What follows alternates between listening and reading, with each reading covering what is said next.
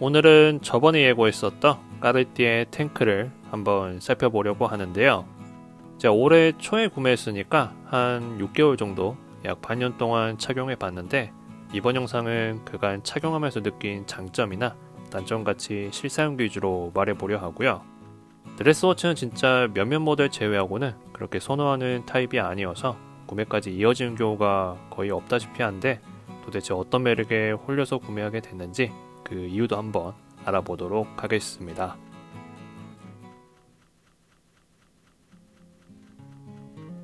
일단 이 탱크 머스트는 기존 탱크 솔로의 단종과 함께 출시된 모델이고, 분위기나 실루엣은 전작과 동일하지만 케이스의 디자인이나 디테일한 영역에서 변화된 점들을 찾아볼 수 있는데요. 구매한 옵션은 쿼츠 방식인 라지 사이즈이고, 당연히 기계식을 더 좋아하는데 엑스트라 라지의 데이트 창과 사이즈에서 좀 거리감이 느껴져서 반강제적으로 쿼츠 방식을 택하게 됐고요. 욕심 좀 내서 수동 방식인 루이까지 고민을 해봤는데, 아무래도 선호하는 타입이 아닌 곳에 지출을 많이 하는 건 현명하지 못한 것 같아서 사각 프레임의 아이코닉한 시계를 나름 합리적인 금액선에서 만나보고자 드리게 된 건데요.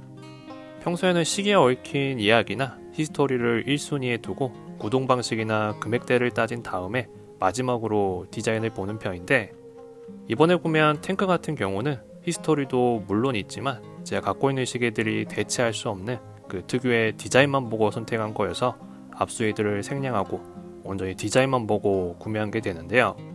제가 중점으로 본 부분을 크게 세 가지로 간추려 보면, 보편적인 원형 케이스가 아닌 사각 케이스인 점과 그 사각 프레임을 따라 넓게 도포된 로마 인덱스, 그리고 이런 플랫한 시계에 입체감을 더해줄 수 있는 다이얼의 질감을 포인트로 봤는데요.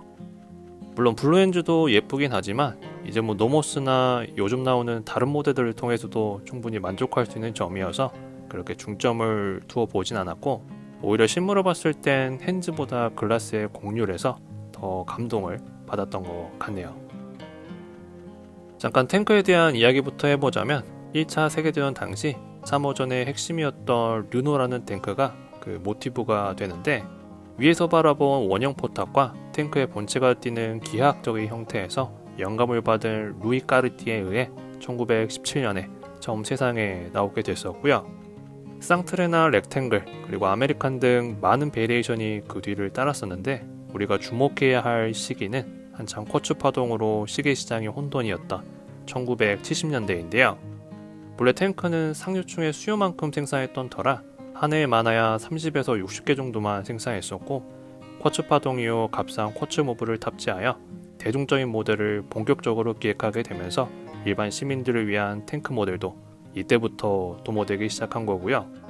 이후 나온 라인이 비비드한 색감을 가진 머스트드 까르띠에인데, 이 컬렉션이 처음부터 시계만 겨냥하여 나온 컬렉션은 아니었고 라이터나 기타 자파로 성공한 컬렉션이었고요. 이를 바탕으로 탱크 모델이 좀 더 대중화가 되면서 우리가 현재 알고 있는 까르띠에 대표 시계 중 하나로 자리 잡을 수 있는 발판이 마련된 건데요. 이후 리치몬트 그룹의 인수와 동시에 이 머스트드 까르띠에는 단종이 되고, 전작이었던 탱크 솔로가 거의 20년을 대변하고 있었죠. 이제는 그 20년을 대변하기 위해서 다시 머스트라는 이름으로 나왔는데, 아이코닉함을 대중화시켰던 70년대 당시를 향한 존경과 찬사가 아닐까 하는 생각이 드네요. 그 존경과 찬사는 헤리티지를 품은 사각 프레임의 케이스에서부터 아주 적나라하게 볼 수 있는데요. 기존 탱크 솔로와 육안으로 보이는 것 중 뚜렷한 차이를 나타내는 것으로 탱크 루이의 케이스와 흡사하며 70년대 모델의 실루엣을 그대로 따르고 있는 것도 보이고요. 전작 대비 볼륨이 다시 더해져서 그런지 전면에서 봤을 때 모티브가 됐던 탱크의 실루엣도 훨씬 부각되어 보이고, 후면부의 케이스백도 단면적인 모습을 제법 벗어나려 한 것 같은데, 이 부분을 제외하고 케이스의 대부분이 폴리싱으로 마감되었고요. 크라운의 카보숑은 좀 더 돌출된 형태로 되어 있어서 시계를 좋아하는 남자가 차기에는 약간 장신구로만 보이지 않을까 해서 조금 찝찝했지만, 케이스 자체가 워낙 아이코닉하다 보니까 착용 시에는 이 조그마한 카보숑에 대해서 그렇게 크게 신경 쓰지 않았고, 별개로 케이스의 촉감이 되게 맨들맨들한데 사이즈도 작은 축에 속하다 보니까 이런 아기자기한 느낌도 참 괜찮네요. 사각 프레임을 따라 도포된 로마 인덱스는 빛의 곡률이 보일 정도로 꽤나 도톰하게 올라와 있는데요. 중앙부에 가깝게 위치한 레일로드 미니 트랙에서도 동일한 모습이 보이고 스몰과 다르게 라지와 엑스트라 라지 옵션은 7시 인덱스에 미니 로고가 있고요. 프린팅된 부분이 어릴 때 그려서 만드는 스티커 느낌이 좀 나는데 아주 깔끔한 마감을 원하시는 분들이 보면 이게 맞나 싶기도 하겠지만 마감적인 부분의 허용 범위는 개인마다 다르니까 자유롭게 판단해 주시면 될 것 같고, 개인적으로 다이얼에서 반겼던 부분이 기존 세틴 화이트에서 에그쉘 다이얼로 바뀐 점인데요.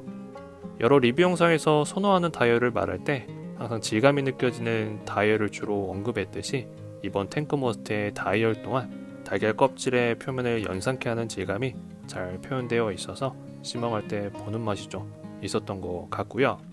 다양한 채도를 보이는 블루엔즈도 확대해서 보니까 예상했던 것보다 훨씬 매끄럽고 깊은 색감을 가졌는데요.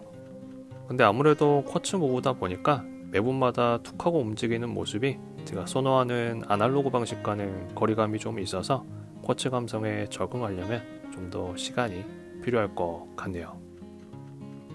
마지막으로 탱크에 대한 주관적인 생각을 정리해보면 분명 디자인만 보고 구매한 시계지만 디자인 자체에 브랜드의 역사가 담긴 모델이어서 기계식 애호가들이 추구하는 특정 부분을 양보하더라도 언젠가는 만나봤어야 될 시계였구나 라는 생각이 들었고요.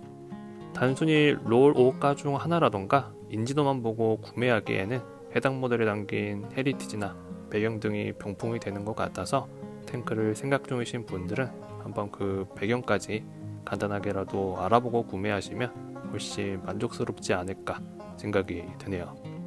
이번 리뷰는 여기까지고요. 제가 요즘엔 한 달에 한 번, 두 달에 한 번 정도 업로드하고 있는데 다음 리뷰는 좀 더 빠르게 업로드해 보도록 하겠습니다. 감사합니다.